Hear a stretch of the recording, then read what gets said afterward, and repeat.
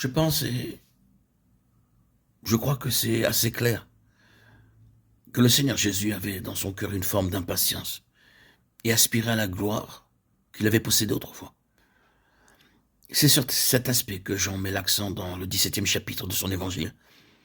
Il rappelle cette grande prière du Seigneur Jésus. Père, glorifie-moi auprès de toi-même de la gloire que j'avais auprès de toi avant que le monde soit. Jean 17,5. Cela nous ouvre les yeux pour nous montrer que le Seigneur Jésus avait conscience de son passé éternel et glorieux. Il le portait en lui. Il le connaissait. Et la conscience de cette gloire passée le poussait toujours à prier pour cela, à y aspirer, à tendre vers ce jour où il retournerait vers elle et qu'elle reviendrait pour lui. Père, glorifie-moi auprès de toi-même de la gloire que j'avais auprès de toi avant que le monde soit. Quelle merveilleuse pensée! La montagne de la transfiguration était présentée comme la réponse à la prière de son cœur, à son cri, à son aspiration. Du moins, comme une confirmation partielle. C'était une manifestation éphémère, certes, mais pour lui, c'était une chose que vous connaissez aussi. Peut-être un petit peu dans votre vie chrétienne. Le Seigneur avait obtenu quelque chose de passager, et il en est souvent de même pour nous. Mais vous savez, par cela que vous avez été entendu, vous savez qu'il y a de la sympathie dans le cœur du Père pour votre besoin et pour votre situation. Cela peut durer seulement un jour, ou une nuit, ou une heure, ou parfois même un court instant, et ensuite passe. Car ce n'est pas encore la fin de la route ici-bas. La gloire éternelle n'est pas encore venue, mais le fait de l'avoir rencontrée sur notre chemin est quelque chose qui nous pousse à continuer.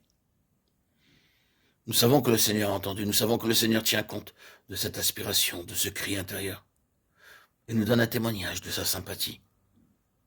Il en a été ainsi pour le Seigneur Jésus. C'était la réponse à son propre cri. Maintenant, parvenu à cette étape, le Seigneur Jésus introduit d'une manière franche et directe la question de sa croix.